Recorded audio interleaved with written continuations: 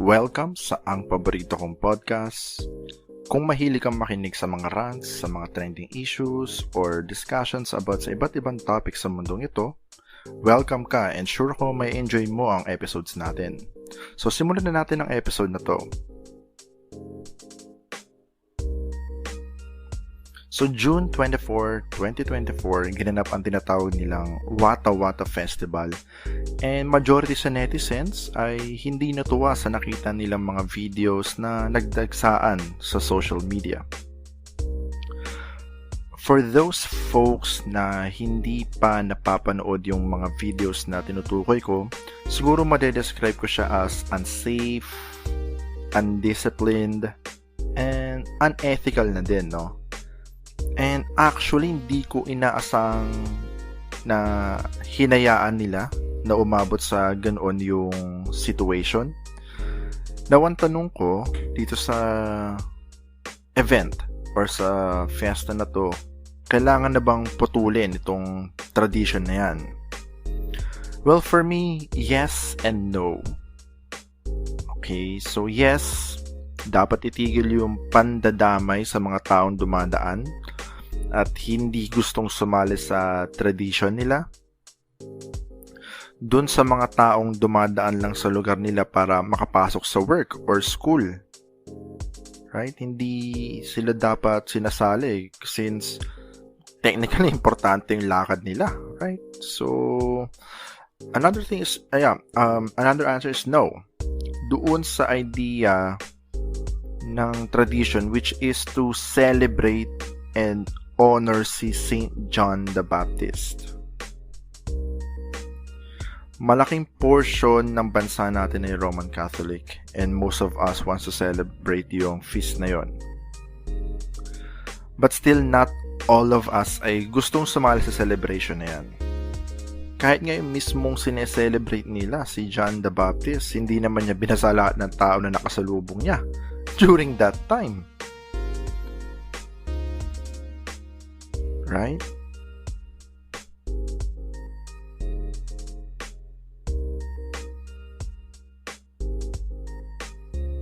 So that is why no ako dun sa technically pagtigil sa celebration ni John the Baptist. I think since most of us, again, Roman Catholic, you guys can proceed with the celebration.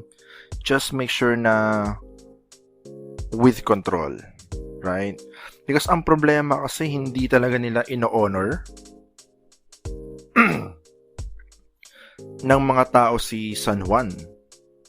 Kumbaga nakikisakay lang yung mga yan dahil it gives them the opportunity na manggulo, which is alarming para sa akin. Gawa ng hindi lang isa, dalawa, 10 tao, almost isang barangay yata yung nandun sa kalsada na nakaabala, nanggugulo sa mga taong hindi naman gustong sumali sa basically trip nila. Right? So, out of these folks na nanggulo sa piyesta ni San Juan, may isang lalaki na pinakalumutang sa lahat, no? Etong si Lexter Castro, aka Boy Dila. First, congrats to you, sir. Dahil basically, sikat ka na. But bad publicity is still publicity. Sabi nga nila. Most likely, ita-take advantage niya itong pangyayari na to para magkaroon siya ng malaking increase sa engagement niya sa social media, which is on that part, I really cannot blame him if gagawin niya yun. Basically, kada post mo niyan sa, let's say, Facebook, matik may mga ko-comment dyan or mag-share na mga followers/haters mo since almost everyone sa Pinas umay na umay sa'yo.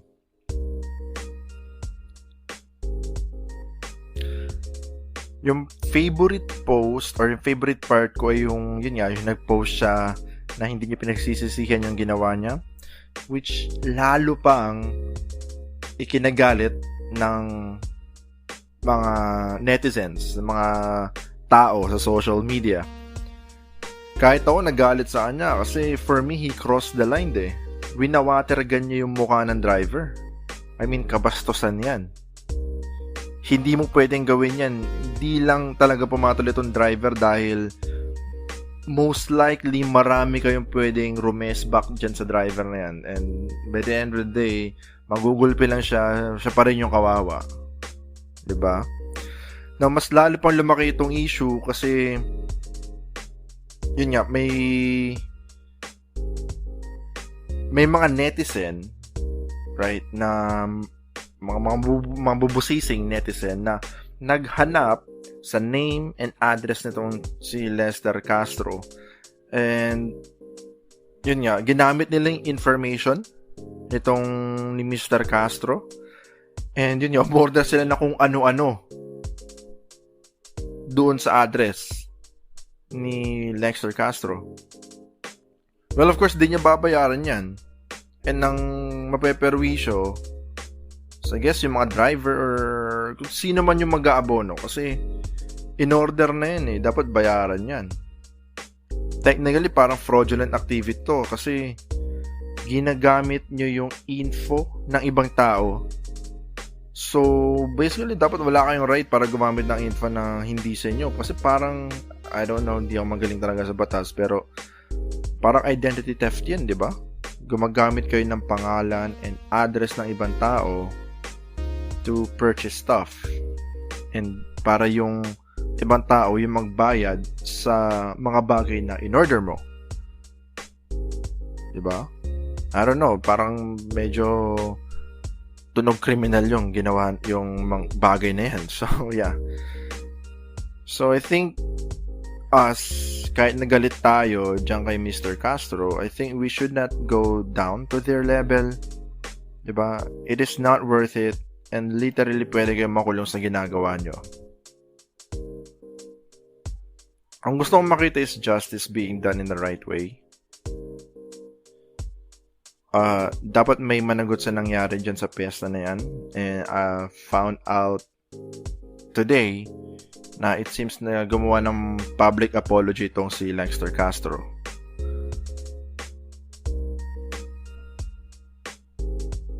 Right.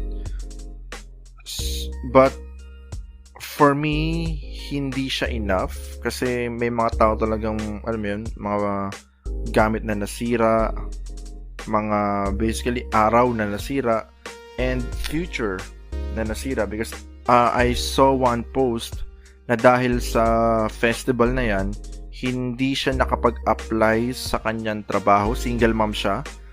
And yun nga, dahil sa nabasa yung papeles niya, and before siya basahin, I believe nagmakaawa pa siya. Nabog siyang basahin because may lakad siya. Pero itong mga tao to, they did not give any fuck. Binasa pa rin si Madam. Not only na nakasira kayo ng bagay, nakasira din kayo ng buhay, ng kinabukasan. Paano na lang yung anak ni Madam? Saan ngayon kukuha ng pera itong tao? Diba? So, I'm not sure if kasi hindi naman, of course, lahat ng video sa Facebook na panood ko. Pero, hindi ako nakakita ng official doon sa event. And maybe meron, pero kung meron mang official na nagbabantay doon sa event, you folks did a terrible job. Merong guidelines na nilabas itong government ng San Juan. And clearly, naka-indicate na dapat meron talagang bantay to implement those guidelines. But, maybe you guys nandun kayo sa location kung saan nangyayari ang festival. Pero it seems hindi nyo ipinatupad yung mga nasabing guidelines. Walang control. May mga naabala pa din. So what is the point kung bakit pa kayo gumawa ng guidelines, di ba? Are you guys scared na panagutin tong mga tao na to? Dahil nag-aalala sila na mabawasan yung boto nila? Diba? As much as possible, I don't want to, to be this political, but di ko talaga magets bakit hinayaan nilang umabot sa ganong point. Bakit walang control na nangyari? From what I saw, nagpakita sila ng lack of authority. And yung mga nag-suffer ay yung mga nagtatrabaho at nag-aaral. While itong mga tambay, sila yung masaya.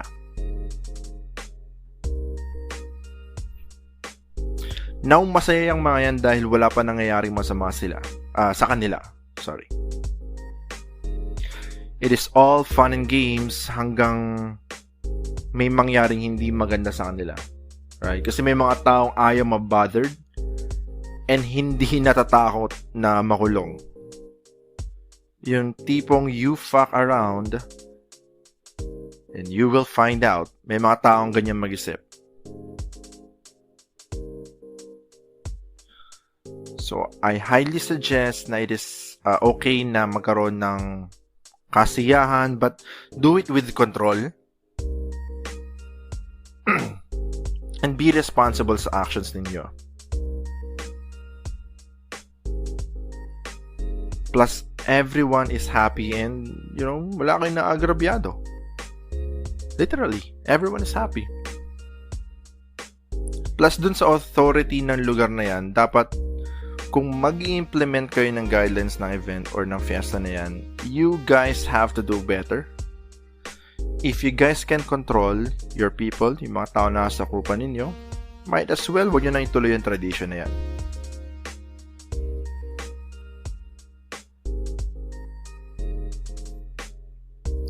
Before we proceed to our next topic, if mahilig kayo sa basketball or combat sport, I have the perfect place for you guys. Ang paboritong sportscast ay ating YouTube channel na dedicated sa basketball and combat sports. So, predictions, insights, and review, you got it right there sa channel na yan. So again, visit ang paboritong sportscast sa YouTube. Let's go back to our podcast.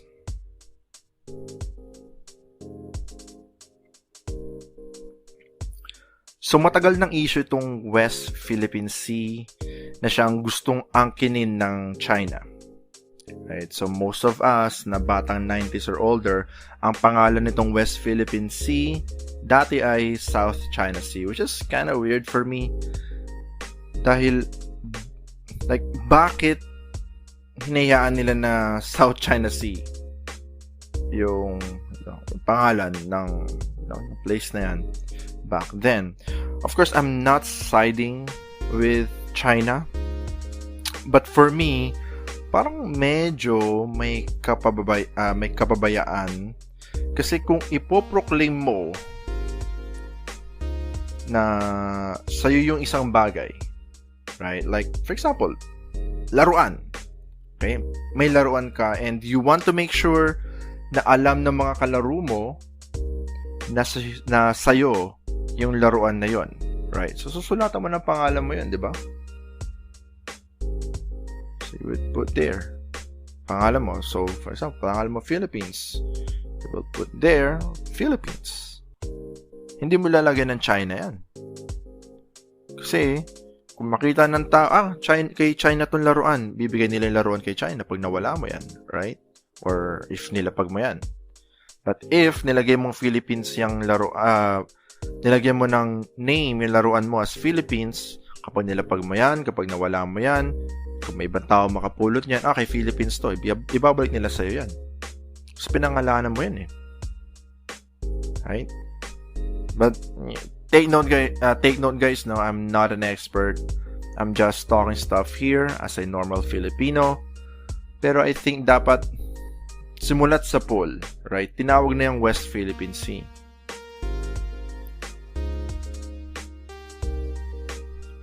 Now, I believe pinangalanan lang natin yung West Philippine Sea ever since na lumaki yung tension dyan, na siyang kagagawan, of course, ng China. But on the contrary, China may still proceed yung pagpupumulit nila na sa kanila yung lugar na yan, yung dagat na yan, even though, of course, kung ano man yung pangalan niya, West Philippine Sea ba yan or South China Sea, I think, again, China will still proceed with, claiming na sa kanila daw yun. So, I definitely have an impression na itong China na to ay isang malaking bansa na bully. Just ask Taiwan. Back then, I was not really concerned about this issue because meron tayong UN, yung allied countries natin na pwede nating sandalan. Not to be ready to go to war, but to basically just inform yung China na mali sila sa Pinas ang West Philippine Sea. But of course, kahit na sinabi ng UN na sa Pinas yung West Philippine Sea, tingin pa din ng China na tama sila. I don't know why. Tingin ko sila yung bansa or klase ng bansa na hindi titigil dahil tinapik lang sila sa kamay. Masyadong malaking bansa ang China para tumigil dahil lang sa pinagsabihan sila. They are too powerful for that. Now, medyo alarming itong issue ni Alice Go. So, just a brief summary, itong si Alice Go ay inaccuse na hindi daw siya totoong citizen ng Pilipinas. Hindi siya totoong Filipino citizen. And for you to be a public official dito sa Pinas, you have to be a Filipino citizen. And according sa testimonies and documents, may mga inconsistency. Kaya nako-question yung nationality nitong mayor na to. And it seems, may link siya sa illegal pogo dyan sa Bamban, which is kung saan yun nasi-serve itong si Miss Alice Go as mayor. As of this moment, ongoing yung case. So, during this release ng podcast, so, everything na sinasabi ko ngayon, basically, paratang lang yan. Okay? So, hindi pa siya nasisintensyahan. Okay? So, ongoing pa ang hearing. Now, ito yung pinaka nakaka-alarm para sa akin. They said na itong mga Pogo companies na to ay nalilink nga kay Alice Go. And itong mga Pogo companies na to ay hindi nag-ooperate as Pogo. Pero yung talagang tinatrabaho nila, yun nga, hindi gambling services infiltration daw ng national security ng bansa natin. Now, I'm not really sure kung gaano katagal na itong nag-ooperate itong company na to, no? Itong mga Pogo companies na to na naliling kay Miss Alice Go. But just imagine kung gaano kadaling pasukin yung security natin. Isang Chinese citizen na not only pinayagang makatakbo as mayor, nanalo pa siya.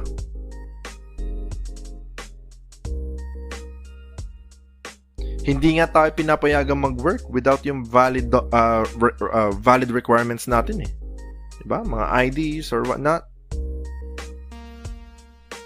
Hindi ba dapat yung mga public servants like mayor, governor, whatnot, president, hindi ba dapat mas mahigpit yung pagba-background check sa mga taong yan? Since sila yung hahawak ng kaban ng nasasakupan nila. Diba? Kaban ng city ng Bamban, hawak ng isang Chinese citizen. Just imagine. Hindi isang Pinoy ang may hawak sa pera mo. Na inaakala mo na ginagamit para sa kaayusan ng lugar ninyo.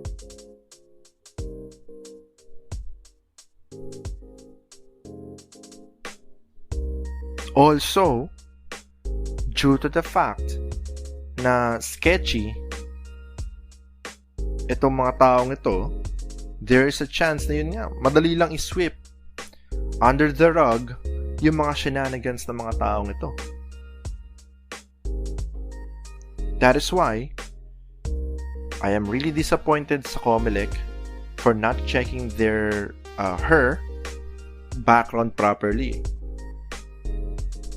Also, disappointed ako dun sa political party ni Alice Go for also not checking her background and also supported her sa kanyang candidacy.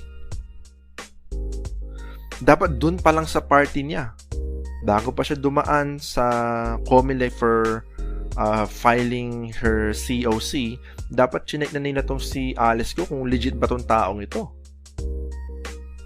Diba?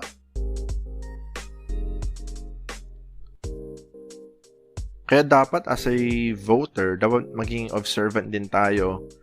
Do a little background check.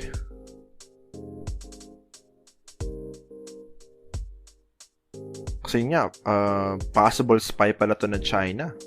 And dahil dito, mako-compromise pa yung security natin.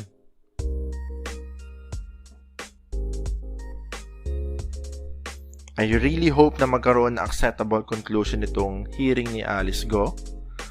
Kasi obviously risk ito sa ating bansa. And additionally, they have to make sure na ipakita nila na itong hearing na to ay worth it dun sa mga Coast Guards natin sa West Philippine Sea. Kasi kawawa yung nalala nyo, kawawa yung isang Philippine Navy na naputulo ng daliri gawa ng vessel ng Chinese Coast Guard. Yung Navy natin, buwis buhay, habang ilang politicians dito sa lupain natin, hinahayaan lang makalusot yung mga ganitong klaseng risks. Nakakadismaya talaga. Kawawa yung mga taong binubuwis yung buhay nila. Another question pa dito sa issue ng West Philippine Sea ay kung kaya ba natin, if ever, magkaroon ng war against China. Honestly, for me, it will be a tall order para sa ating military to go against the force ng China. Kasi technology-wise, lugi tayo. Isama mo pa dyan yung population ng China. It will be very tough for us. Now, I'm not doubting yung skills natin, no? Yung military skills natin. Because for me, world-class yung military skills natin. But the thing is, hindi tayo ganun ka-advance when it comes to technology like yung mga weapons or whatnot. Another thing is kung makikialam ba yung USA or yung UN kapag umabot sa gera yung tensyon with China. And that is another if. Since I am pretty sure if sumali ang US, sasali din ang ibang bansa na against the US like Russia. It will be messy for everyone and yung costs, hindi yun magiging biro kahit US or China ka pa, which are both, of course, rich countries. Kaya for me, so far, confident ako na walang gerang mangyayari. I am pretty confident for that. Naalala niyo yung mga bully na puruan ba lang pero deep down takot din sila sa pwedeng mangyari sa kanila? Diba? Tingin ko ganun yung mentality ng China as of now. So guys, before we proceed sa last topic natin, if hindi nyo pa nagagawa, please follow me on Facebook. Ang name ng Facebook page natin ay Ang Paborito. It is more of a pop culture page, guys, and also dun din ako nagpo-post ng updates ng YouTube channel, podcast, and TikTok posts ko. So kung na-enjoy ninyo ang podcast natin, follow me na rin sa Facebook. Again, my Facebook ay Ang Paborito. Pa-follow na lang, guys. Okay, let us proceed sa ating last topic.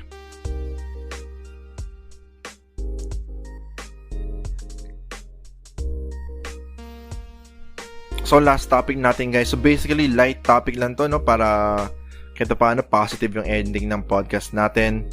And ano pa ba ang pinaka-positive na trend sa bansa natin kundi ang pag-usbong nitong Pinoy pop group na BINI.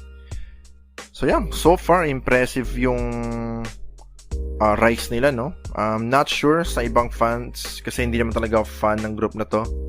I'm just really impressed sa kanila. It seems out of nowhere biglang sikat sila, and mismo sila, they did not expect them to be this big.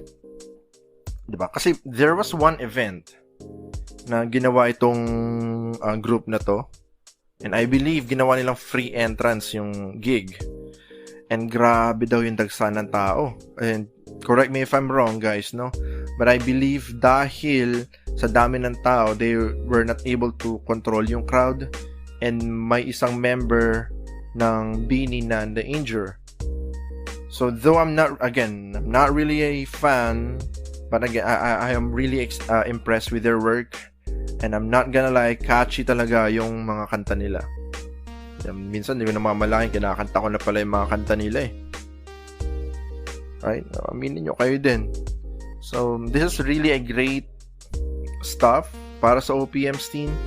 Especially, over the past years, most Filipinos, nakikinig sila sa K-pop. Though, back then, meron tayong Pinoy pop group. Pero, iba tong pag-usbong ng BINI guys. Right? So, I'm not saying na kontra ako, no, sa K-pop. But what I'm trying to say ay at least meron na tayong version na galing mismo sa atin. Na-enjoy natin, right? So, yeah, not only na good-looking itong group na to, they really have some catchy songs. Kaya I completely understand kung bakit they are a huge hit sa ating masa. So, I just hope na magkaroon pa ng maragdagan pa ito yung mga ganitong klaseng mga artists, no? Because again, it is a really great time to be a fan of OPM. Though back then, patok ang OPM, pero nitong mga taong like mid-2010s, marami talaga mas prefer ang foreign artists. Which is, I'm not saying na masama, since may freedom tayo to choose our own or our preferred music. I myself is a huge Blink-182 fan, which is a foreign band. But you know, it is awesome to have a band or artists na nare-recognize dahil sa kanilang talent, hindi dahil pinipilit natin yung sarili natin or yung masa to listen to OPM because they badly needed our support. Kasi mas maganda, di ba? Like, I want to listen to Kamikaze or kay Moira because I love their music instead of, di ba, of Pinoy ako, so I need to listen to OPM. Di lang talaga ako fan ng ganong klaseng idea, guys. So, again, I hope na mas lalo pa maging big hit itong BINI na to. Okay? So, not just here sa Pinas, no? But also internationally. So, yeah, kung kaya ng K-pop artist, kaya din ng Pinoy yan. Okay? So, I hope, guys, no, na-enjoy ninyo yung episode ng podcast natin today. Thank you so much sa support. See you next episode. Peace.